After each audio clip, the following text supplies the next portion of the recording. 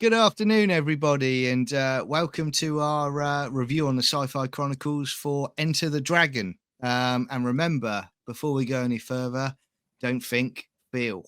Oh no, that's terrible. Or he'll slap you on the head. Yeah, exactly. And first of all, Mr. Ian David Diaz, the Mega Geek, welcome back, sir. How you doing, mate? You all right? I'm doing all right. It's like a finger pointing all the way to the moon. That's all I can say. Yeah. Well, and we're off. Yeah, he's already started. Blimey. But we've also got what I would like to call as another American legend with us today, and it's Culture Casino. So welcome, sir. Good to see you. Not Gary.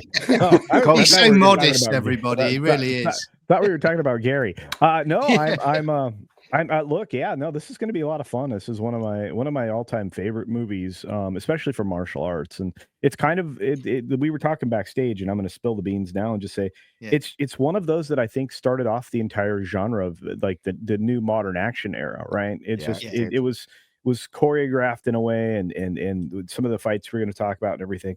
They really kind of drove every film that followed. And even television shows and all kinds of things. I mean, the way we tell any kind of action-based story is kind of the way this film was structured. Yeah. So, absolutely. And Gary, welcome back, mate. How you doing? Thank you very much. This is, like I said, I only saw this film for the very first time last night.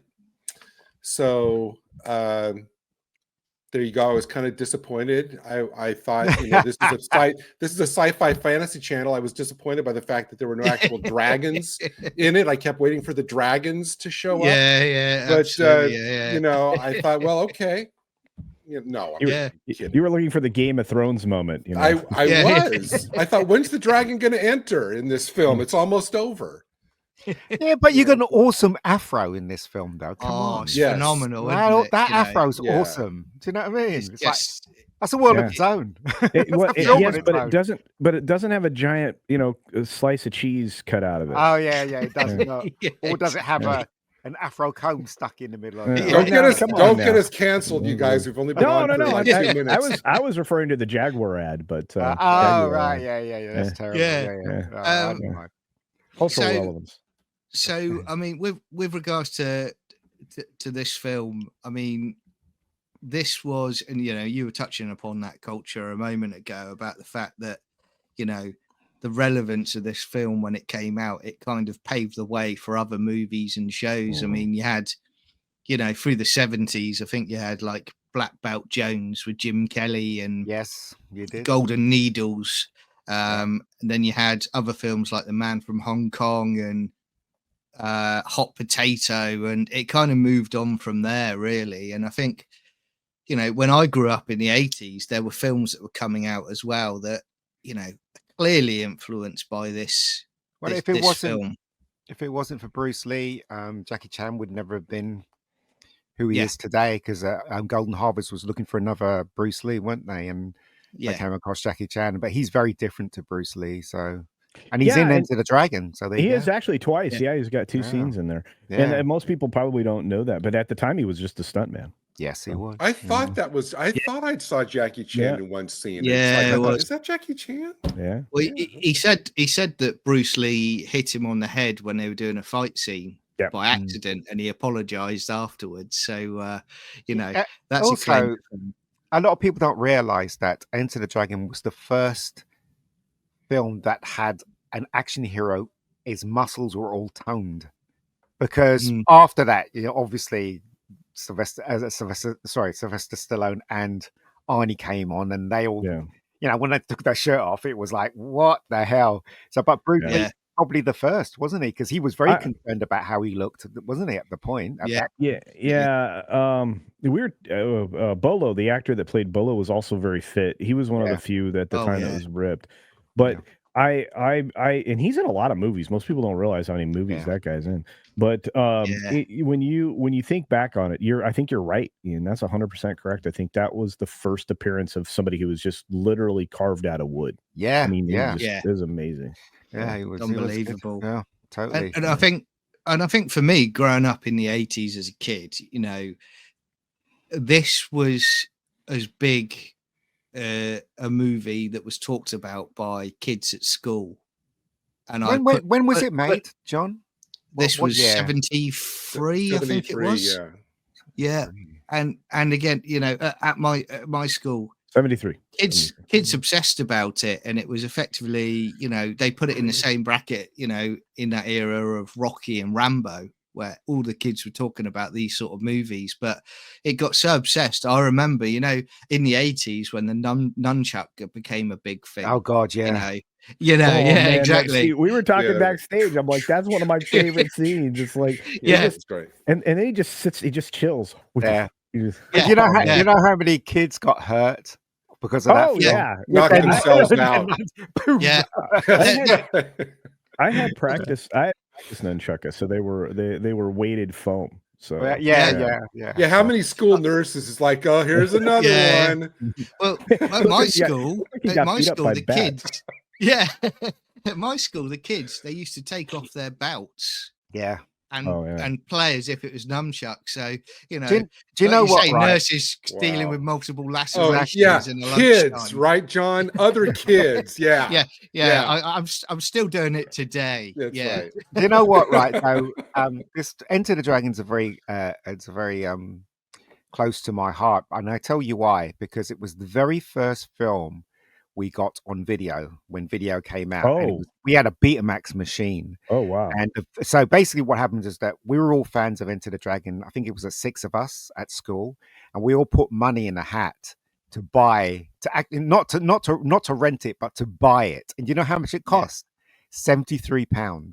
We saved up £73 to buy a brand new copy, a Betamax copy of Enter the Dragon. Wow. And that's why I love the film, because I must have worn that tape out. That tape had so much dropout on it after watching it for like millions of times. You know, our friends would come around and we'd watch the film over and over again. So it is very, and I know it like the back of my hand, the film. So I have a question as a newbie. I know that Bruce Lee, this wasn't his first film, although I think, is it correct? It was his last one because he died later on in 73. Yeah. He'd already been in other movies. What was it about this one that this became the like pinnacle of co-American? Was it Warner Brothers, wasn't it? Yeah. It was wasn't it? It was Warner Brothers and Hong Kong, and I mean it was basically like this culmination of events that came together, and it was very Americanized. So that's why.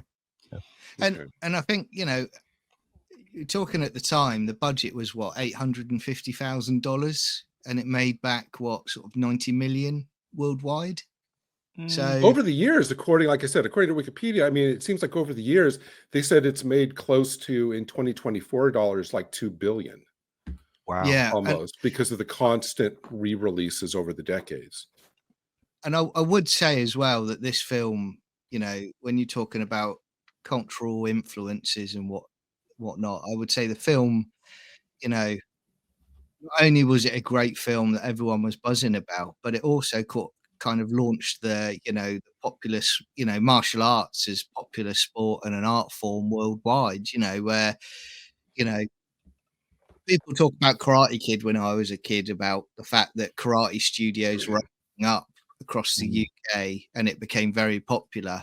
But this did it in the 70s as well. And I don't know what, you know, Gary and culture, what your thoughts are in the US. Did it have that same impact in the US? I mean, we had martial arts studios like crazy, and you did end up with karate studios, and you know, and then after like all of his efforts, you've started to see some kung fu, jeet kune do, and things like that. Yeah. But, no, you started to see more and more of it. In fact, I think in like a matter of months, you know, of Karate Kid coming out, I think there were like 2 studios that had opened up, you know, a mile apart from each other, close to me. You know, I could literally ride my bike to go there. So, of course, it was. I remember. Oh, I'm sorry, Culture. No, please go. No, I was just gonna say. I remember.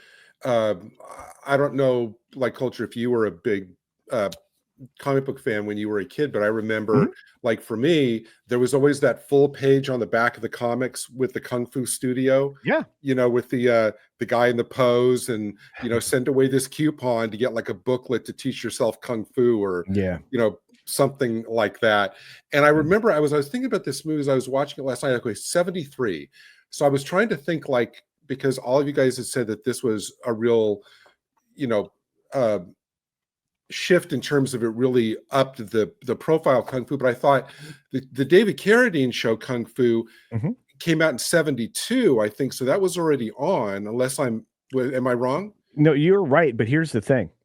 He stole that idea. That was Bruce Lee's idea. No, it's not true. That's not true. No, it's one of those stories that have been told that people think it's true. So Jack Wagner was not telling the truth. No. The actual film itself, Dragon, right? The director admitted that he made up a lot of stuff to make the film far more palatable to the audience. So for this movie. Yeah, no, there's a film called Dragon, which is the Bruce Lee story that they made with who's that? Jason Scott Lee played Bruce Lee. So the director basically exaggerated certain things that happened in Bruce Lee's life, and one of them was they stole Kung Fu from him, which isn't true, apparently. So there you go. And the other thing I was thinking about for comics, I know that one of the long-lived characters, the Shang-Chi, Master of Kung Fu, but that also came out in 73, so that was probably around. But I wanted to ask you, were the other Bruce Lee movies that he made before this, had they already been released in America, or were they released after this one because of the popularity of this one? So Gary, the story goes that Bruce Lee came to America. Everybody thinks Bruce Lee was poor and he came to America and he made his name. That's not true. Bruce Lee's family is quite wealthy. So they sent him to America, and he was, he went to school, he went to college, whatever, and he decided to teach martial arts, whatever. A lot of people didn't like he was teaching. He got into movies, and he starred in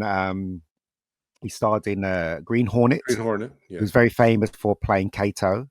And the problem is that at that moment in time, the Americans wouldn't accept someone like him in the movies. They gave him parts, but they wouldn't accept him. The biggest role he had was playing Kato on the Green Hornet spin-off from Batman, the 60s Batman.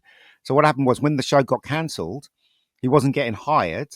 And then apparently these producers tracked him down, because the show Green Hornet was huge in China or Japan, or where it was. And they called it the what is it? They didn't call it the Green Hornet show. They call it the Kato show over there. And then that's how he, and then they said, "I'll come and make films over there." So he took his family and they flew over to, was it Hong Kong, and they started making films over there, and they become cult. And then that's when the Americans got interested in it, and that's how the Enter the Dragon got formed, because that Kung Fu thing was really getting big. Oh, that Kung Fu film, we better make a film of it, and then the Americans, put money in. Over in America culture, was this the first big Kung Fu film that hit big in America? It was, according to the history. Sorry, I answered. Sorry, pal. Go on, go ahead. Yeah. Yeah, I mean, guys, I would also say as well, I mean, one of the things that I love about this film is, it's got to be the Hall of Mirrors scene, isn't it? Oh, God, yeah. That's wild. Iconic. Yeah. And, I think they took inspiration from an Orson Welles film, didn't they, for that? Iconic poster as well, that everyone. The man from Shanghai, I think. Yeah. Okay. Yeah. And I was also going to say that going forward, as a kid in the 80s and on, and I love in my action movies, that mirror scene, would turn up in so many films later on. Yeah. It's like, just two as an example, is Tango and Cash and John Wick. They do that. Yeah, the John Wick, I think they've done the mirror thing twice now. It's like, it's always impressive. And I think it's got to be one of those moments that I think it just connects back to other films that have used that, and it's constantly reinforced. The actor that played Han, Shikeen, he did such a great job. He was in other films. I'm just trying to remember what they were because I recognize him, but he even in that was probably not in the best shape to be doing those things, but boy did he sell that scene. And those Oh, those the dagger claw things were just Yeah. phenomenal. I was like, Yeah, just he's that iconic scene Yeah. where Bruce Lee gets cut, in the air, and he just stops, and then he goes and licks the blood. Yeah, It's just yeah. his just voice iconic. was dubbed. The guy who played Han, that's not his real voice. It was dubbed by, I don't know who dubbed it. Oh, it but, had to be dubbed, right? There's Yeah. no Yeah. way he sounded like that. But Yeah. it was so impressive, and the fact that they were willing to do these stunts around and mess with some implements that are very much there to hurt you. I always Mm. thought that was really well done. I mean, let's talk about the cast. John Mm. Saxon was pretty good in it. I found. I Really? think out of the three, I think John Saxon obviously was the guy that could act. Put it that way. But they cast him because they were scared that no one would go and see the film because Bruce Lee's in it. So they got John Saxon in the film just to try and boost the American. And he knew kung audience up fu, there. obviously, because I mean, he seems like a natural. Well, I think And- he knew. Yeah, And it I was initially it was going to be Roper that was killed in the film, but Oh, yeah. Right. John Saxon said not to be killed. He didn't want to be killed, so they changed it to Jim Kelly's Williams. Yeah. Yeah. And I mean, for me, all this nonsense we have at the moment where they talk about, we've got to have diversity in that. You had it here in the 70s. Yeah. Oh, yeah. We've never had an absence of it. It's like, this is always, but what are you talking Yeah, about, I man? know. Exactly. Yeah, it's absolute nonsense. And it's like, well, at the end of the day, I mean, you got Bruce Lee, who is the martial artist and an undercover operative, calm and disciplined, recruited by British intelligence. It's great. Very honourable, wants to avenge his sister. And then you've got Roper. It was a very good scene. And you've got Roper as well, who's a gambler and a martial artist, and he's a charming, smooth talker. That golf scene is great, where the mafia are coming for the money. And then you've got, Jim Kelly, who, this would be his platform to go on and do more movies, because he was just a karate guy, wasn't he, when they found him for this film? I think so. He was running away because he beat the crap out of two policemen, wasn't he? That's right. He had to go. That's right. He had to join. Was he? I don't want to. This is not a cynical question. I just honestly don't know. Was he added to capitalize on the blaxploitation trend in no the there US, wasn't, which had been going on for a couple of years by this point? Yeah, maybe, but I don't know about that. I do know that they had a hard time shooting the film because the language barrier between I don't know is it Hong Kong? Is it Japan? Hong Kong. Yeah, hard time trying to shoot and trying to explain to people what was going on. There was a production assistant, I think they nicknamed her Madeline, that was kind of capable of translating roughly out to try to smooth some of that over. But I mean, there's a lot. Was she a production assistant? She was like literally the person that handled a lot of the nonsense. She was some level of producer. Regardless, she was able to help with that. But it again, and so was Bruce, by the way. But it's just you just have so many different cultures. So and again, you pointed this out, Ian. I mean, we've always had multicultural films. I mean, especially during travel, like adventure films are always multicultural. So it's like it's just nonsense. And look, you can blame modern Hollywood for a lot, including the idea that there wasn't ever any film with any minority in it, except that you just go back to films like this and you're like, no, they stopped doing it because of the expense. On set location films are hard and expensive. I mean, look at the Bond films, right? Yeah, they are. They are incredibly expensive productions, and it's multicultural all over the place. So it's just that's the thing with this film, right? It was the very first time you saw a polished martial arts movie, because the movies beforehand were coming from Hong Kong, whatever, and they were all shot okay, but they're all like, you can tell that the quality wasn't there. But Enter the Dragon went all out to have the first Hollywood martial arts movie, and it was the first Hollywood martial arts movie. And it's a shame he died before I think he died 6 days before, wasn't it? Before, The Hong Kong premiere, I and think it was. and Wow, really? yeah, I mean, it was such a huge hit, and also it's iconic because everyone had that poster. So two posters at the time was iconic. I think it was Yeah. that one with him, and also Farrah Fawcett Majors in the red bikini. So if you had those two in your bedroom, you were up to date. So yeah, it was a very iconic. There's so many iconic moments in that film that that other films copied. Again, John says the mirror stuff, it's copied. I mean, I think they did that by putting the camera low, didn't they, looking up, so that you wouldn't get the reflection of the camera in the mirrors. I think that's what they did. But I mean, it's one of the best martial arts film in the world. I'm guessing that one of the three of you, at least one of the three of you, if you've ever gone like to a carnival or a mirror house, you've probably tried to practice the kung fu moves inside the mirror. Yeah. Still doing it, mate. Still doing it. Without the spear on the wall. I don't remember that. I don't remember any of that. I was never in Circus in Vegas and Hall of Mirrors. I never did any of that. But when I was a kid, right, we used to go, me and my friends, we used to go down the common, Clapham Common or the park, and we used to like pretend to be Bruce Lee and try and beat the crap out of each other and stuff like that. So you know what? I'm not surprised at all, mate. What? You never used to do that? Come on. He still does it. He still does it. I was actually really surprised at how few scenes. I think 3. I was trying to remember that this morning. 3, I think. Only 3 scenes that Bruce Lee and John Saxon share. Yeah. The one thing at the dinner where they have the little talk at the dinner, because they don't interact on the boat coming over.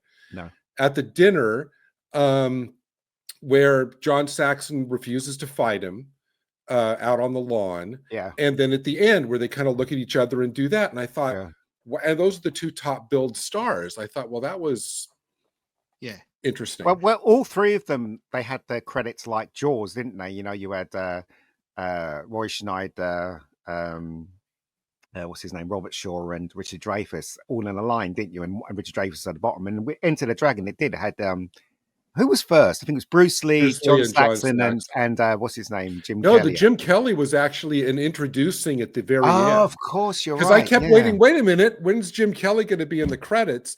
And he's crossing the street, and it says introducing Jim Kelly as whoever. Williams. You're right. Williams. Yeah, you're absolutely right. But that cracking soundtrack from I can't even pronounce his name. Is it Lauren? He's a TV guy. Culture knows there's probably so many iconic TV themes from Lalo Schifrin. Like, didn't he do Impossible theme? He did Mission Impossible. Yes, and he did like I think the Bullet. He did Bullet. He did the first season, the best version of the theme, the initial season 1 of Starsky and Hutch, which was the best theme of the 4. So he's Lalo Schifrin is just a giant. Yeah, it's an iconic theme as well from Enter the Dragon. Enter the Dragon is a very iconic movie. Again, because we didn't have the internet and things weren't accessible. When you saw a poster of Bruce Lee, when you're going into HMV or something like that, you kind of wanted it because it was the only inroad into something like that to make you remember the film. And then when VHSs came out, that was it. Everybody was hitting the stores and buying martial arts film left, right, and center. Yeah, there you go. Yeah. I mean, and that dining scene is well directed as well, isn't it? Where the colors and everything, I think, looks great today. I think that was the first scene they shot, I think. Oh, was it really? Yeah, I think it's absolutely wonderful. But I was going to say to you both as well, all 3 of you, sorry. I was going to say that that bit on the boat at the beginning, where he puts the other fighter in the back of out the back. I watching the documentary on it. They were saying that they reckon that there'd been beef between him and Bruce Lee before that scene. Yeah. So apparently that was the case, and they wanted to pull him in further, but quicker, but Bruce Lee wouldn't allow it. And that guy who was in the boat, he said, he gave it to a kid, and next thing you know, the water's coming in the boat. Yeah. How insane do you have to be to get into a beef with Bruce Lee? Well, Yeah. the thing is that that's just the thing is, though, in those days, martial artists were very competitive against one another. I remember. I Yeah. mean, I was part of my was it when I was a kid? I was part of martial arts club, and we were competitive through the karate club, which was down the road. Do you know what I mean? It's very competitive. That's a movie in itself, isn't it? That Ian David Diaz's No. rivalry of a local karate club. You know, it's No, just, but it's true. Like every time if you were into martial arts, every time you met someone and they said they were they were karate and you were kung fu, you'd go, you kind of look down at them. That's karate. well, Do you know what I mean? And people were like, and I vice wanna versa as well. I want to ask Culture about something that he mentioned at the top of the stream, but I want to kind of get more of his thoughts on it. I know you said, and I probably agree, that you said this was the influence for all the modern day action films. Yeah. But I mean, at the same time, though, it's centered around a martial artist slash athlete slash actor Mhm. who has such a non-replicatable style. You know what I mean? So it's like, how do you make this the template for modern horror movies when the person at the center, you can't really, you know what I mean?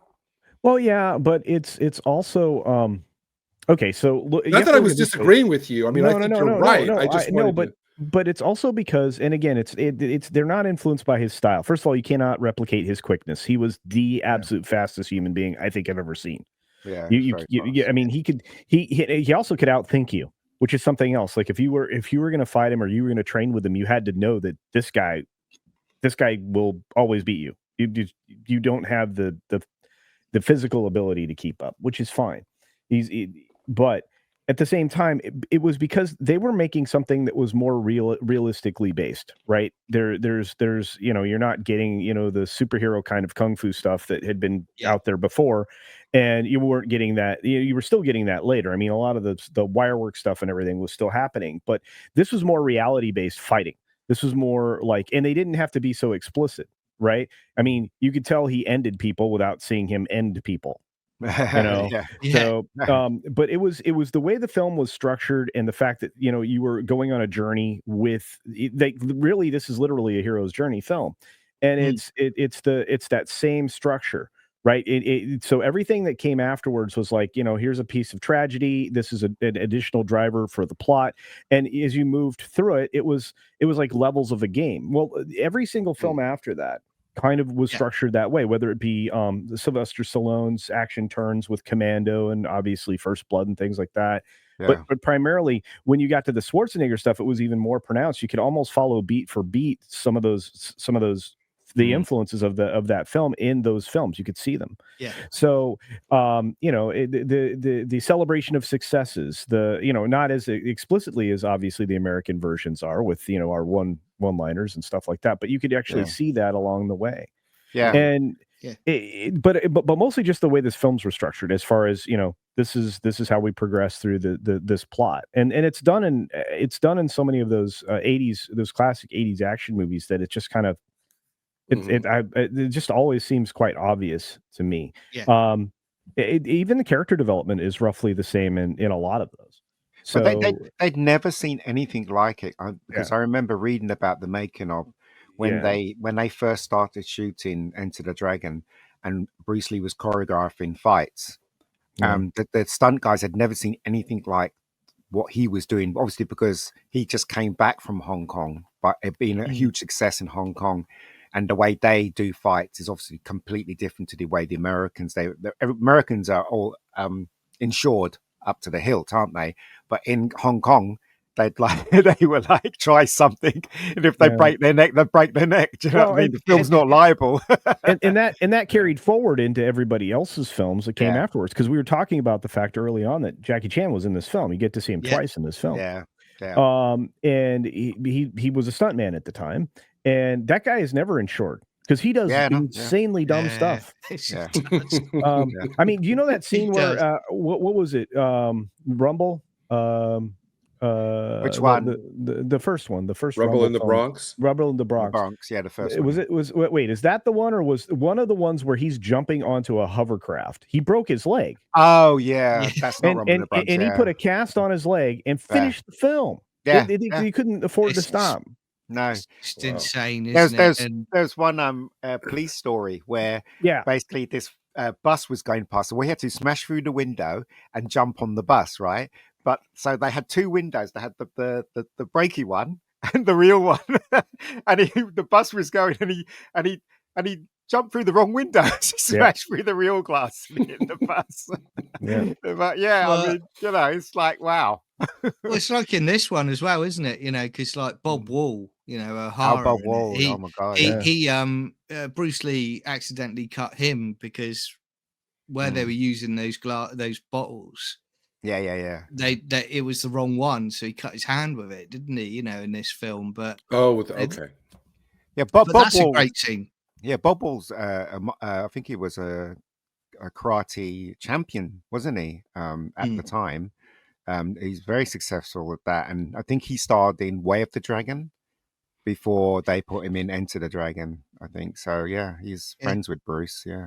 One of the funniest shots for me in this that I laughed out loud is, and I'm sure it was like a Bruce Lee bit of business, when he throws the snake into the control room. Oh yeah. And he's just, and then the next time it flashes him, he's just sitting in the corner like this, waiting for the snake to do its business, you know, and the guys and like he's just going, yeah, okay. And then they all panic and smash out the glass and everything. And you know, I mean, and while he's sending a message, and while he's sending a coded message, he sees the snake and he puts his foot on the snake so it doesn't move. he's not even bothered about the snake. Not bothered and I realized in the last scene where I guess Williams gets killed, how much of this movie, unintentionally maybe, is just like a lift from the plot of Dr. No. Yes, you know, going into the fortress island, and he even has an iron hand. I thought, this is Dr. No. That's actually one of the things that a lot of people comment about, is that it's very much a Dr. No-esque character. It looked because of you know, Han's appearance, right? So no, I think that observation's like top of mind for a lot of people when they see this the first time. It's like it's funny. I mean, you know, there's a difference between you know, drugs and human, you know, trafficking operations, which is what this film is, you know, oriented around. But I just it's a little bit different than the plot of Dr. No in that regard, but I still love it. What's interesting? By the way, no, real quick, I'm sorry. By the way, we were talking about Lalo Schifrin, right? Yeah. I had to go look it up because I wasn't going to say it until I looked it up. But he actually also did the score for Rush Hour. Oh yeah. Oh, okay. Yeah. So I was like, wait a minute. He did a bunch of movies too, and I think he did Rush Hour. And that has who is that in that? Who's in that film? There you go. Well, what's interesting? It's funny about can you hear the words that are coming out of my mouth? What's interesting about Han is that there's that bit in it where he takes he's got a gloved hand, right? And he takes his gloved hand. You can see it's all rigid because it's like a false hand. But then there's a shot where somebody offers him some grapes. And his hand bends and he takes a grape and he eats it. It's like, well, if it's false, you wouldn't. I would have loved a shot in Han's office where he has a display case with like 20 detachable, different accessories that he can go in and a back scratcher and this, that, and the other thing. Just to okay, now we're on to Austin Powers, but yes. Well, I mean, the Jim Kelly, you know, Williams' death is a really great scene as well. It is. Han, is an antagonist. It shows just how ruthless and how powerful he is as well. You know, just. You know, and they don't hold back in that one, and I think it plays really well where they're going into the prostitute drug den, and they're all laughing, and he's getting the hell beaten out of him. Yeah, it's another great scene, you know, and just seeing him hanging later on, you know, all chained up as he's about to be, you know, dropped into the water.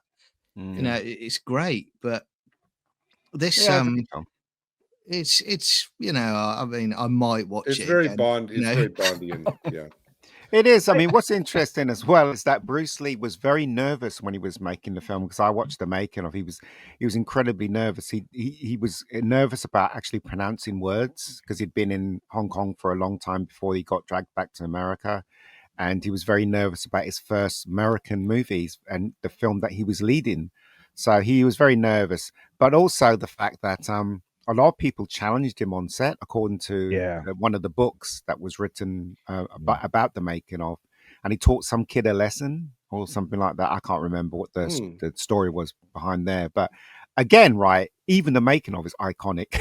It's like, just like the film, Yeah. right? So yeah. Well, I think they only confirmed that there were 2 actual fights that Right. he took on. But I mean, he wasn't a combatant. He never went to competition, as I think Ian said earlier. He was just, a He- regular He bloke. wanted to teach people Yeah. different styles. He didn't stick to one style. There was Yeah. loads of different styles. Even when I think when Chuck Norris was talking about him, he said that he was so fascinated about, because Chuck Norris was a world champion, a karate Yeah. world champion, Yep. when he did, I think, Yeah. Way of the Dragon. And so when he was talking to him, he was trying to learn off Chuck Norris as well, because he believed that martial arts is not one set of rules.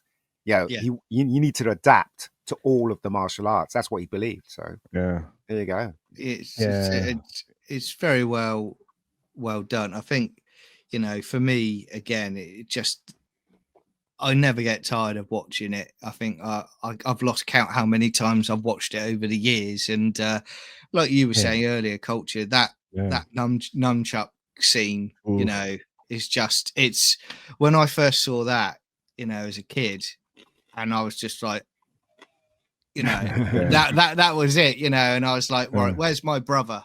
Yeah. I want to act this one out. I'm gonna go get 2 sticks and a chain, or if I Yeah. don't have a rope. Yeah. I got a rope. I got a piece of rope. And that's I what love it. he I love did. it when the fighters, after his exhibition, put up their hands like this, and he knows what's going on, and he does the whole jump over it. Yeah. That's In the beginning. Right, In the beginning. yeah. That's the beginning. Yeah, that's the first scene. Yeah. I love that. I mean, that scene, and then the scene that follows is the teaching scene, right, with the kid. I was like, that is so good, and that's just fresh after having a conversation with the master. Yeah, that was the director's cut, though. That the bit with the master wasn't in the original version. No. Oh well, yeah, I guess that's what I've got though. But but it's just but that scene where he hops over the top instead of going underneath, it was so good. And like you say, with the student as well, just all of that. All right, so here's another naive question. Explain the iconic concept of fighting without fighting to me. Well, someone in the boat at the back. Yeah, he just did it, didn't he? He basically. Okay. So I thought that was like his maybe personal philosophy. No. He just conned him to the. All right. Like, so I was looking for deep meaning. Island. I'm looking for deep meaning in this. So okay. Yeah, there is no deep meaning in Enter the Dragon. And my second question is, and this is a serious question: did George Lucas get the? Is this where he got the name Han Solo from Mr. Han in this movie? I don't know. I don't. Only because this is such an iconic movie, and George Lucas would have known this movie. Yeah, I think, but again, I do love, like you were saying about Dr. No earlier, I love the fact this guy's got his own secret layer. But, you've got British intelligence. Yeah, the British intelligence, they, for some reason, they can't raid it, because it's just out. Part of it's in their jurisdiction, but part of it isn't. But you know how many versions of Enter the Dragon came out? So when we brought it, it was 4:3. The aspect ratio was 4:3, right? And then they re-released it again, and it was in widescreen. So we were really surprised how the bit where he's talking to the British guy. I could see the rest of the sofa. It was like, oh my gosh, there's we could see the rest of the sofa. Do you know what I mean? And then they brought it out in 2-3, whatever it was shot, and it's glorious what they did. I mean, guys, I don't know about you, but when I watched it in the 80s, and I went to the cinema. You had cinemas back then. You saw it in the cinema? Yeah, because the local sort of town ones put them on. And I was going to say, back in the 80s, you didn't have like massive, you had the big Odeon cinemas and chains like that, but you had the small town ones, and I used to go in and sit down, and all it was, they didn't have a screen as such. It was just a painted white wall Oh, with really? with Pebble Dash. Remember the 80s sort of Pebble Dash look? Yeah. So they would just display the film onto the wall. Oh, That was the wow. cinema. So I would watch that. You know, I watched this in there, and it's great. I miss those days of just like, you know, someone's clearly converted their house into a local cinema. And In just the asking in you the to go in. 80s, they Wow. should have in the 80s they should have put this on a double bill with Karate Kid. That would have been I that would went have to been see, great. Oh, so we got Into the Dragon. I remember they screened it because where I lived, they had a independent cinema called the Ruby, and they used to screen films every Saturday night. And it was a big black community where I lived. Not anymore though. But they used to go to the cinema and scream at the screen and throw things and stuff like that. And people were smoking whatever they were smoking. You know, sometimes you get high just sitting next to somebody. It was ridiculous. But but they showed Enter the Dragon, and was Enter the Dragon, I think it was Way of the Dragon as well. And could you imagine watching those films and with all the specs and the film weaving up and down, because it was real film, right? yeah, And then yeah. I remember one time, because we saw Enter the Dragon, even though we had it on Betamax, we saw it twice in this flea pit cinema. I remember it breaking down when Bruce Lee got the chucks and he went like that, and then suddenly the film went. You should have heard the scream of the audience. They were so upset, right? And the manager came out and he goes, "Don't worry, we're fixing it now. We're fixing it now." And people were just screaming at him and They stuff like that. have So that's the what I remember. the That's what I manager remember. nunchuck Gary's gone. Oh, for the Gary's audience. gone. oh, hello. Oh, He's he's gone. frozen. He's gone Yeah. into a time Oh. eddy. Are you Um, back, Gary? Oh no, he's not. Oh There yeah, he he's is. back. He's back. Yeah. Yeah, you're back. Coming back. You're back. Sorry about that. Oh, No, no and- worries. I was also just really quickly. I just want to say that one of the scenes I thought was great that I wish they would have done more of it in the movie. I love the scene where his three bodyguards throw the little things and Oh, skewer yeah, like the yeah. apple Yeah. and those other things. I thought they should have come back at some point and had some kind of showdown with either Bruce Lee or something, because they were great and they didn't do anything else with them. But that No, was a they great didn't. scene. No, they didn't. Yeah. So with regards to this film, guys, I mean, I want to get your thoughts on this because, as we said, this led to a lot more films in the 70s in this style. Right. Do you think that it was starting to wane in the 80s, and then you had, like we were talking earlier, you had Karate Kid came out, and it, Right. you know, that suddenly exploded the martial art sort of genre again and sort of re-energized it. You know, what are our thoughts on that? Do you think it was waning as we got into the sort of early 80s? Yeah, but I think Hollywood always has a sort of a cycle. It's always cyclical from genre to genre.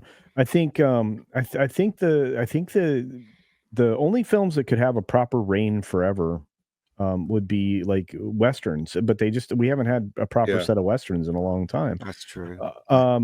But and again, it's all a man and a gun kind of a wandering hero. That's what took over, isn't it? I mean, when Yeah. Enter the Dragon came out, I think the Americans they did try their versions of martial arts movies with different actors and stuff like that. Didn't really take off. And and when he died in Hong Kong, they were looking for people to replace him. Right. They even had a guy named Bruce Lee, didn't they? That looked a bit like him, and they were shooting films with him. And then Jackie Chan was born at that moment in time and stuff like that. But it kind of in America kind of waned off. And then we were introduced to men with guns, with muscles. Yeah. So, and then that came on, and then we had Karate Kid, which didn't revitalize the thing, but it did spawn a lot of other movies. But the thing about it, especially in the 70s in the US, and Culture, please correct me if I'm mistaken, is that especially in the 70s, there were a lot of kind of ongoing concurrent like subgenres. Like blaxploitation kind of started really kind of in the late 60s, but then it went through like 74, 75. Concurrently with this movie started the kind of in America, the Kung Fu phase, so much that, Live and Let Die was influenced by the Kung Fu. Man with the Golden Gun was. Live and Let Die was the blaxploitation Bond. Yep. Man with the Golden Gun was the kung fu Bond. I mean, we had then the subgenres in America of the disaster movies for a few years, which started with the Poseidon Adventure, and there was all these kind of like concurrent subgenres. But then by the time that Star Wars came in 77, that kind of wiped everything away, and all the studios were really jumping on, the sci-fi. Well, we had great sci-fi from that point forward. I think everything you're saying is accurate. Well, everything that you kind of broke down. I think the apex of blaxploitation was 71. That would have been Shaft. And from that point forward, they were always looking for that kind of a film. But eventually you see enough of that same type of film because they just kept making the same film from that point forward. And that's what kind of kills a genre. I mean, look at what's happened with superhero films. They basically made a money making machine. They built a money printer. They could print money. Yeah. And they forgot how to use it. They turn it into something else. Well, we want to print a different color on this bill, or we want to put a different name on this bill or a different portrait on this bill and still call it a $10 bill. And in the case of like everything changing to female, I think largely this is, I mean, you can point the finger for all of this breaking at the same time at Disney.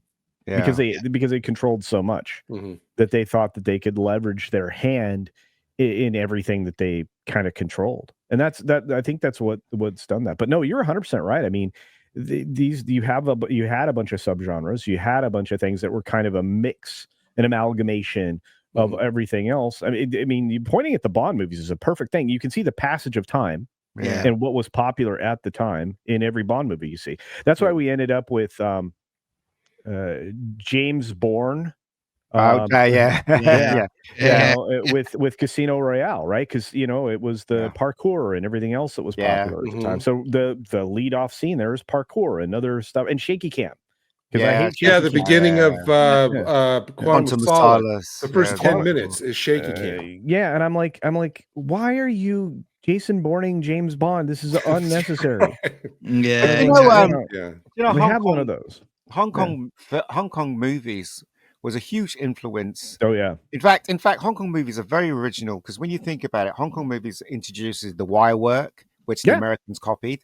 The the shoot 'em up with gun fu, which was John Woo for Hong Kong, and also the style which Tarantino copied for Reservoir Dogs and the Kill Bill thing. So Hong Kong is responsible for a lot of things that the Americans copied in their movies, so it's no surprise that Bruce Lee came from Hong Kong and he was a big star in Hong Kong. Do you know what I mean? So the Americans are closely looking at other countries to see what they can steal.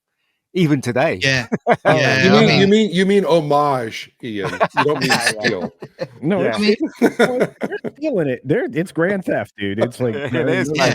I mean, gosh, when you look at, let's say, Crouching Tiger, Hidden Dragon, how many films after that the Americans tried to remake that? Yeah. Did I say that right? Right. Well, you look at that atrocity of Shang-Chi when that came out from Disney, and they were literally riffing off of it, weren't they? It was awful. The petals, like stepping on or leaves, I guess. Yeah, and all that. Exactly. Why are you stealing this? I'm like, look, I know, it's crazy. And again, I feel like Ian's 100% right. I mean, the number of films and concepts and ideas that came out of Hong Kong, it's unbelievable. I mean, John Wick is a prime example of gun fu because everybody thinks John Wick was the first to do gun fu, but it wasn't. It was John Woo. If you watch some of John Woo films, that's what he was doing. Well, what do you think? Where do you think John Woo started the gun fu thing?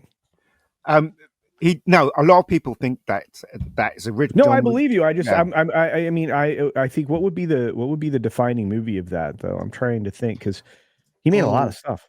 John Woo. It would be what was that one where he was in the hospital, and there was a big shootout in the hospital. What was that one called? Hard Boiled was. Hard Boiled was the one that introduced You know, the guy was shooting and he didn't run out of bullets. He just kept shooting. Do you know what I mean? So I think, but you know, I think you know, when I look at this film as well, I mean, this was the film that set me off. Again, Karate Kid, and we will be doing reviews of Karate Kid, by the way, because I adore Karate Kid. But this film also led me on to, you know, that's why in the 80s I was a fan of, you know, Bloodsport and Kickboxer. You know, these films with Van Damme that came along, it was inspired by what they did in this film, you know, and I mean, and even Steven Seagal films are, you know, I mean, the guy's an idiot, but you know, it's like he made a lot of money doing what he does. Steven, if you're listening, he's not speaking for us. Well, I mean, the later ones where he's really fat and he waddles. Yes, I'm saying, he clearly can't be bothered to fight. What was that? So what was those low budget ones they used to have? Enter the Ninja. Do you remember that one? Yeah. They had, exactly. and there was loads. They made loads of those films, trying to cash in on the, but none of them could had the class of Enter the Dragon. If you look at Enter the Dragon, they're very polished movie. Yeah. And I think they tried to recapture it in the sort of later 80s as well, where you had Hollywood movies with Cynthia Rothrock and people like that who were doing the movies, you know. So Brigitte Nielsen. Definitely. Yeah. A lot of people don't realize that Cannonball Run was produced by Golden Harvest. And the reason why Cannonball Run was made was because they were trying to promote Jackie Chan in America. And that was one of the reasons why Golden Harvest decided to do Cannonball Run. So that's why he's in both of them. And so, but they didn't. I think his very first film was called The Enforcer in America. But it didn't do very well. And then he went back to Hong Kong, and then he became a success. Then he came back to America. And you know what I mean? It's like Bruce Lee did that, didn't he? He was in America, went over, and then he came back. The only thing I remember about Cannonball Run is Adrienne Barbeau and the other woman in the spandex. Oh, those two, those two, yeah. What's that? Yeah. Well, I mean, some things make more of an impression than others. I mean, let's just. I will say, Stephen, I think you're still very talented at 72. I don't want you to visit my house. Okay. Yeah. See, this is the point that would be great, where the door behind Ian opens and there's Steven Seagal standing there. Yeah, but he can't fit through the door, so he's safe. Yeah, I'm safe. He can't get through the door. Yes. Anyway, no, but think about it. I mean, we talked about Seagal and Van Damme and everybody that followed along. I still think Van Damme made the one of the greatest films ever made. Which one? And he did it with a basketball star. Oh my, yeah. Okay. Double team. No. Dude. I thought for one worrying moment, mate, I thought you were going to go down Street Fighter route at one point. But you know, Van Damme is probably the nicest out of the three. You had three, right? You had Steven Seagal, him, and who was the other one? The guy that was in Rocky, the Russian. What's his name? Dolph Lundgren. Dolph Lundgren, three, right? He recently announced he's cancer free. He's been fighting a 9-year battle with cancer and still acting, because he was. I will break you. Yeah. He was in that absolutely terrible action film that they've made, I guess, several copies of now. The Enforcers or or whatever. What is that called? Expendables. Expendables, that's what it is. Yeah. They're so memorable, I can forget their name. But yeah, it's just but yeah, I was like, okay, well, he's been in a few of those. So but it's just I'm glad he's healthy. But the other people that we always forget, and we mentioned before because he comes from the same era as Bruce, is Chuck Norris. Chuck Norris, he's a force of nature, because the guy it's all medium. It doesn't matter what it is. He's going to be a fitness guru. Okay, I'm going to sell you this really weird workout machine, or I'm this TV star. I'm Walker, Texas Ranger, invented a whole genre. Or really, I stole a whole genre and just made it my own. And then he did he did so many different films. I mean, think He about did. it. I mean, I watched Delta Force the other day, you know, for the Yeah. first time in But ages. the- Yeah, he was in all those. What was it? Canon. Culture, was it Canon or Golan Canon, Globus? Canon, yeah, He was The Canon, yeah, previous yeah, thing? he was the okay. Canon guy. But Yeah, the- and again, it's so funny. Just you guys bring up these great composers, and I can't believe how many. I looked it up because I was like, yeah, Lalo Yeah. Schifrin. I'm Yeah. looking at all these things. I'm like, good gravy, Dirty Harry, the Yeah, Cincinnati Dirty Yeah. Harry. Yeah. Amityville Horror, Cool Yes. Hand Luke. I mean, Yeah. he and Clint must be pals, but he's 1,000 years old. He's not even dead yet. He's one of the No, he's not. It's not.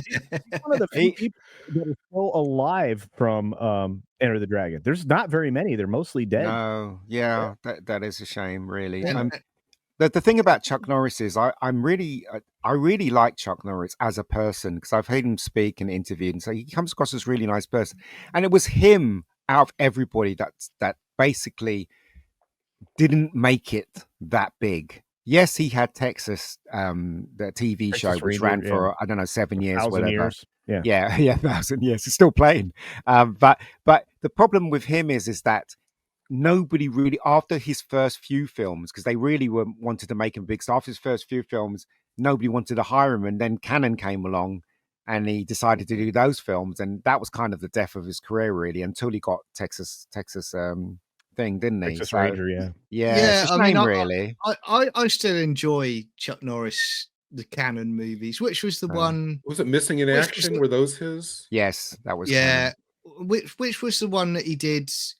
It was Invasion USA. That was it. Yeah, that was wasn't it? Cannon. You know? That was Cannon. Yeah. Yeah, and that was just like so OTT. It was brilliant. You know, I love it when they go OTT. And we should tell in these people that we movies. will be reviewing every episode of Walker Texas Ranger here. Oh, on God, this no. channel. Yeah. I don't know if I have that many years left. To be Yeah. fair. Just saying. But I mean, you know, again, when you're talking about this film, Yeah. do you guys think we'll ever see this type of film again? I hope so. You know, yeah, Well, same I do here. hope so. let me say it. Let me respond a different way. I don't know that you'll ever see this type of film again, but I think you've seen iterations of this before. Because if as we talk about films that are kind of distinctive for their era or in their genre or whatever, I think you can see that it was something special because it had all of these people in it that would go on to define other films Yeah. within a given genre. So, you know, we talk about Bolo, right? He went on to be in right. dozens and dozens of films, including some stuff with Jean-Claude Van Damme. Yeah. And so but you go through all these people. Jackie Chan was in this. You just start to point out these people that go on to do all these other things. Well, there are other films like that that kind of like they are that special because they had all of this in it, and these people go on to do all these other things. So when we look at films, you know, we have to look at it from that perspective as well. And I think oftentimes we'll say, well, this film inspired all this other stuff, and that's true.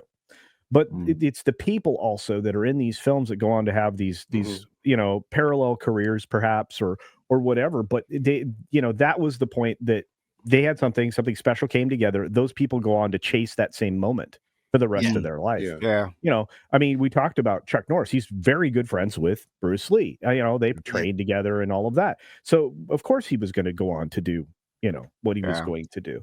You know, it's crazy. And you think how many films Jackie Chan was in with Bruce Lee? It was many, because of they were just clicking out films like crazy in Hong Kong. Yeah. And he was just one of the go-to stuntmen at the time. So you just think of it that way. And like I say, I'm one of those big picture guys, especially when it comes to entertainment, but most particularly when it comes to business. But if you just step back and look at it like, wow, who was in that? Who did that? Right? I just had another amazing moment going through Schifrin's career, going, oh my gosh, you know, he's involved in all this stuff. You know, and again, I mean, you remember him for certain themes from certain shows or even a film, but when you drill down into it, you're like, I didn't know he did that. I didn't know he did that. You know, and it's just like, so you have to look at it broader and say, this is a culmination of these people being together. That's what makes it great. Yeah. And then I think I think Enter the Dragon is one of those types of films. You'll have the occasional outlier that it'll be like a one and done. so we have one hit wonder, whatever you want to call it. But for the most Yeah. part, the things that are extra special seem to be a culmination of talent that you'll never see again. Or if you do, No. it's broken in a way. But That's true. I think that this is one of those. So Yeah, I it's think that's true. why it's special. And I- John, you know that if this movie came out today Hmm. and was the success that it was, Be a trans woman. we'd be getting young Lee prequels. We'd be getting Christine Lee. we'd be getting Bolo spin-offs like Venom. Yeah. It would be like young Bolo, things like that. They'd figure out a way to just parse out and bleed this movie dry the way that they do. The antagonist would have blue hair, of a half. Talking about Larry Schifrin, whatever how you pronounce his name, he implemented Bruce Lee's scream into the theme. Because when you see that first shot, so it goes, it plays the first few beats, and then you hear Bruce Lee scream, and then it goes into the rest of the theme. He must have went through thousands of screams just to get that one so right. It's incredible, right? Absolutely incredible. What a composer. I think also there's a couple of things as well. We're talking, for me saying about will we ever see the like again of this type of film? But we're now in an era where you've got a Hollywood now where they're completely risk averse. Mm-hmm. It's got to be 100% assured that this is going to be a winner. And this is why they're mining franchises, because they're scared to take risks on a lot of stuff now. But you've also got I don't think you see many movie stars anymore that develop like Bruce Lee did, and he became iconic. You don't have that anymore. You kind of have almost what I call the studio actor who is just put into every single or as many films as they can get that person in. It's like Disney. Their company, they always have a similar kind of person that ends up in all of their films. It's a shame. It really is. You mean like Pedro? Yeah, you like everything. Pedro. Oh. Everything. He's in everything. So it's like, let's get Pedro. You mean we're not going to get Ryan Reynolds in Enter the Dragon 2? Yeah. But that actually would work. The last martial arts film that was made, and it wasn't even an American film, it was shot in Thailand, was The Raid. The Raid 2. Was it Raid 1, 2, and 3? Yeah. That was the last big martial arts thing. And it seems like America is not so much into it. But yeah, you're right. They should consider making one, Hollywood, like a really, really good one. Because again, right, Hollywood, it's far more easier to use guns than to have someone physically, capable of doing what Bruce Lee did and what I in The Raid does as well. Everything now is test. I mean, Culture covers this every day on this channel. I mean, everything now is like test marketed to death. Yeah. It's all done by committee. Every single executive has to have input. And this one, I imagine the director just handed everything over to not Jackie Chan, Bruce Lee, and said, you choreograph everything and whatever you do is fine. Yeah. And you couldn't have that kind of committee mentality. This movie would have been totally different with that kind of. Yeah. Well, you know what, Gary? Gary's 100% right in a way that I think we don't understand it, because if you look at a film, and this is completely unrelated to what we're talking about, but if you look at what Disney has done with Snow White, right? That's a film by committee, and that thing has been tested and tested and tested and tested and tested. Do you know how much money they've spent on that movie? A lot. It's got to be over 500 mil, isn't it? You're getting darn close to $500 million, and it's because there's too many cooks in this kitchen.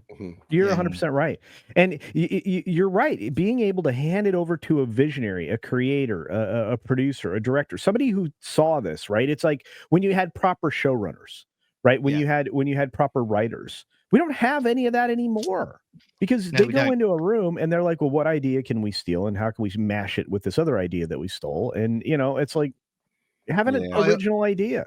I also think Culture, we are in a time now as well where you've got, like you say, a writer's room where everybody has to think the same way to get in there.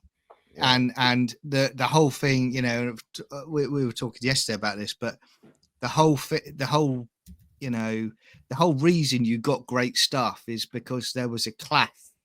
Yeah. You know, people disagreed on things and it made Yeah. something great. You know, now they all go in a room, their ideology is exactly the same for all of them that sat in that room.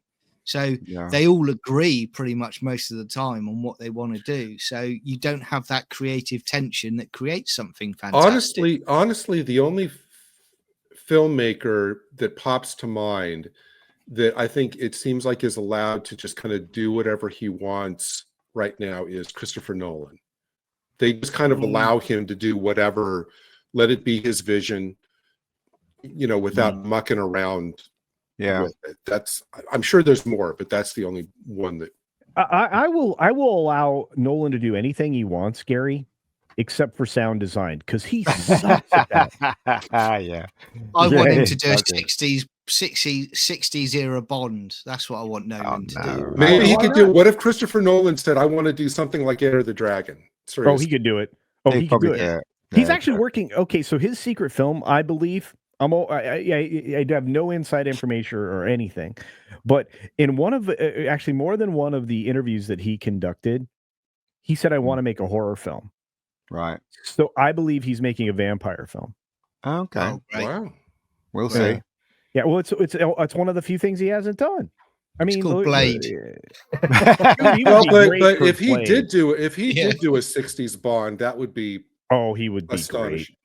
Well, he understands the period, right? He understands period pieces, and as Oppenheimer proves it. So you can look. He looks at eras. He looks forward. He looks back. He can see it. You know, that's how many guys are there left like that, or ladies even? How many? There's not many. No, I've always said this. They should hand the James Bond film over to Spielberg and John Williams. Spielberg always wanted to make a James Bond film. But he's not British. You guys are no. They've given it to an Australian directed James Bond. Well, they're kind of sort of British. They're like discount British down there. I'm kidding, my friends. I'm kidding. But they should hand it. They should literally. I reckon Spielberg would do a really good job, and with John Williams' music, I think it would be just awesome. That's what they should do now. Just give it over to Spielberg to do at least one.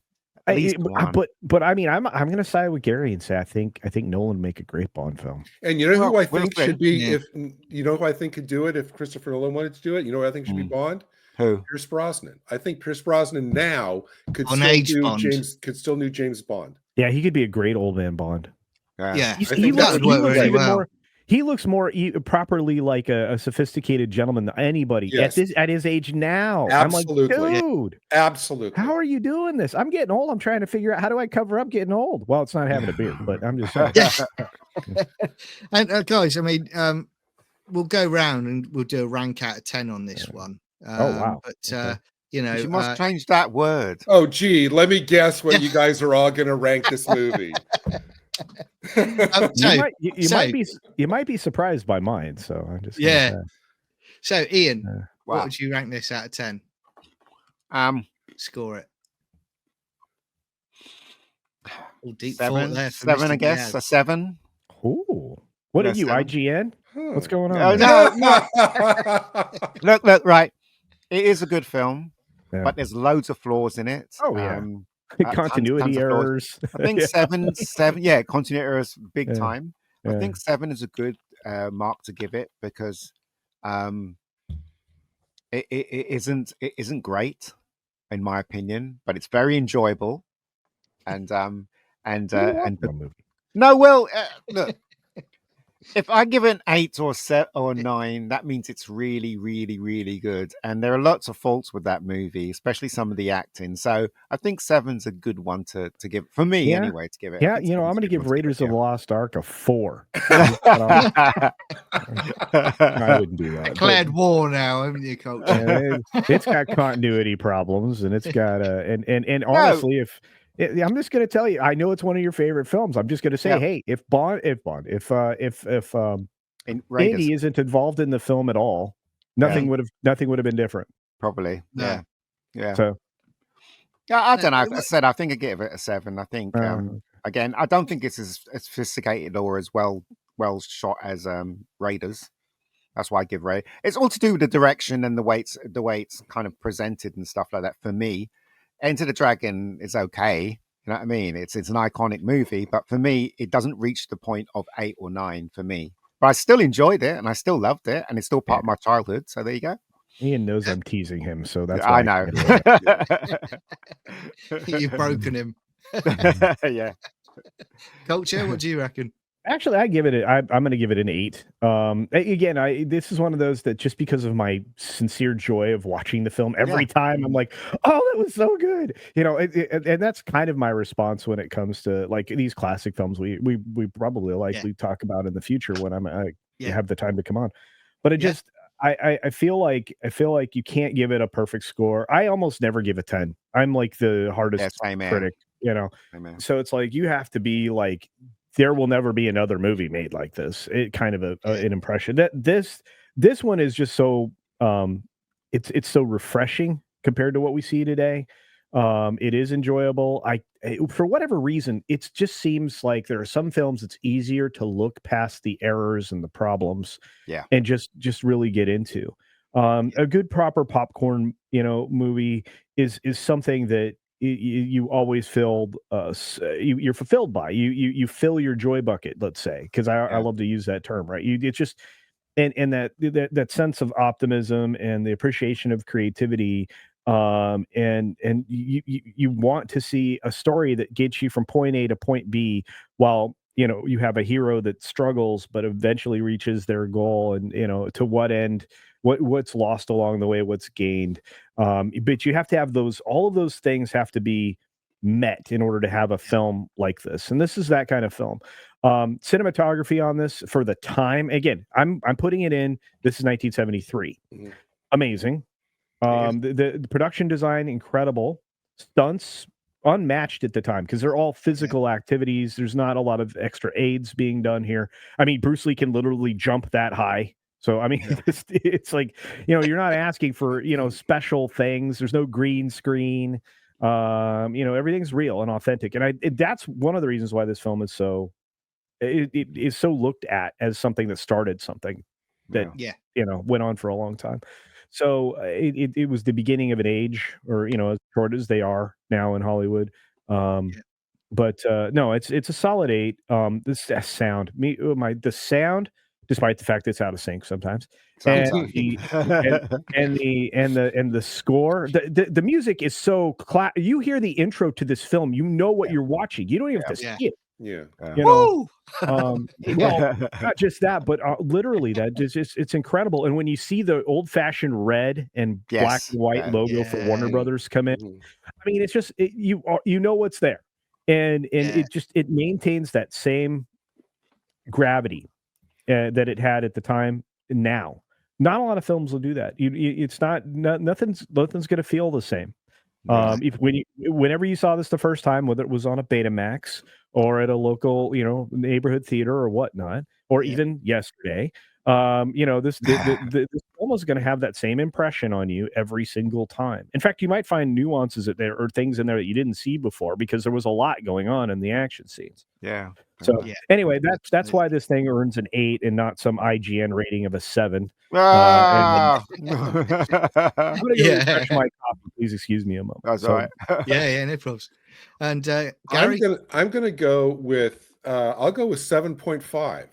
7.5. Oh, wow. I will say that I always love watching 70s films, because there's it's almost kind of like after watching tons of like the kind of recycled oatmeal that we've got in the last like 10 years, that it's just great to watch filmmaking that's really, I know it sounds cliche, but that's edgy and raw, and almost not done by committee, not done by, you can tell that this is a passion project, that everybody's really invested in it.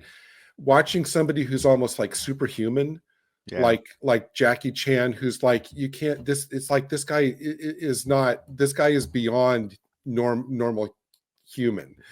And I love that this merely just going like that. You get the sound effect, you get the whip sound effect. It's like it wouldn't make a sound normally, but on the screen, it's like, it's like, wow, I didn't know that karate chop sounded like that.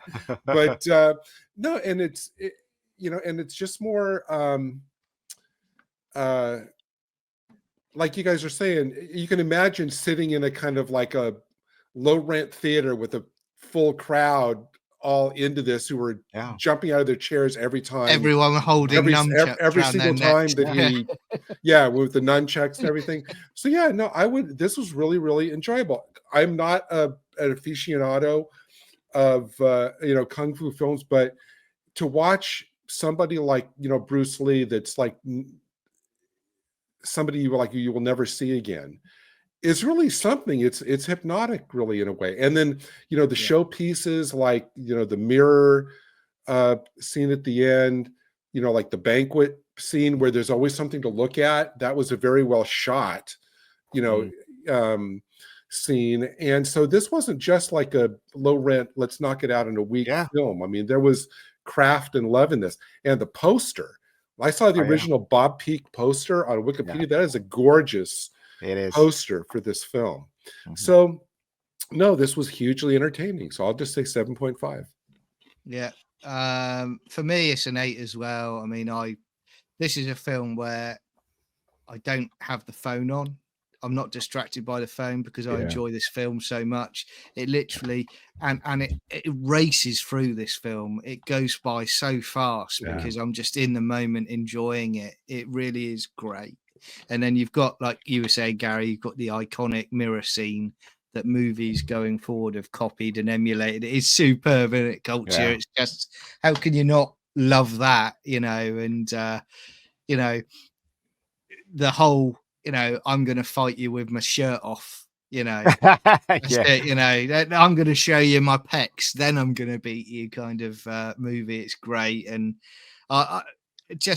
it's a joy. It's an absolute joy to keep going back to this, and I've said many a times, I'm lucky that I grew up in an era where I had these movies, and I can look back and I can continually go back to these movies because they're special to me. And it paved the way to like the Van Damme movies that I love and adore as well, so it's an 8 from me, which is great. So this one's done all right out of us so far. I just like to say, right, that with the Bruce Lee movies, right, especially Enter the Dragon, if you look at the Raid, for instance, when they fight, they're so fast that you think it's good, and you enjoy it.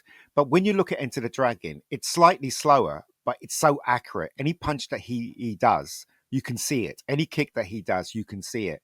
And I think that's the big difference now between the martial arts of today and the martial arts of them. It was far more accurate in those days with the kicks and the punches, rather than it's so fast that it's just a blur. And then when you think about it, you can't remember where one punch started and one kick ended. Do you know what I mean? But with Enter the Dragon, I can remember when what's his name, John Saxon, was fighting Bolo. I can remember the kick. I can remember when biting his leg. I can remember all that stuff, but with the Raid, I remember them fighting in the kitchen, but I can't even tell you if they used a knife or a headbutt or anything. Do you know what I mean? But with Enter the Dragon, the fights were so well choreographed. You can remember each step of what happened, So I mean, you need to talk about Bolo as well. I mean, again, going into the later movies that I adore as well, and it's like Double Impact with Van Damme, and Bolo's the bad guy in it. I love Double Impact. I adore it. People always laugh at it, but I think it's great fun. And as soon as Bolo turns up, you're like, oh, this is going to kick off, this big unit. But I always laugh when I look at, like Bloodsport, and he takes his top off and he does that whole flex in his pecs, where they. But isn't that his real name in real life? That guy isn't his real name Bolo in real life? Is it? I don't know. I don't know. I have a question. Had Bruce Lee lived, would he have done? Because I mean, this almost seems like I said, you can't. I look at this and I thought, I think this guy isn't human. But I think that, I mean, had he lived, would he have done, I mean, how would you top this? I mean, would he have done like more movies where he's doing like this same thing he in was other movies like working. Return of the Dragon or things Well, like he was that? working on Game of Death, wasn't he? After he finished, or Yeah. was it in between? He was doing Enter the Dragon. That was maybe a co-American whatever, but then he died. So there's only rushes of him, and I think they made a film around it, so they kind of got someone that's looked like him, and so a I Game of Death was released, but only with clips with him in it. But another guy was I pretended to be him. I think if he'd lived, he would have been in the same bracket that I would say, like, you know, your Stallones and your Schwarzeneggers, where Yeah. people go, I'm going to Maybe. see a Bruce Lee movie. You Yeah. know, Yeah. that's how he would have been. So they would have been, he would have been successful.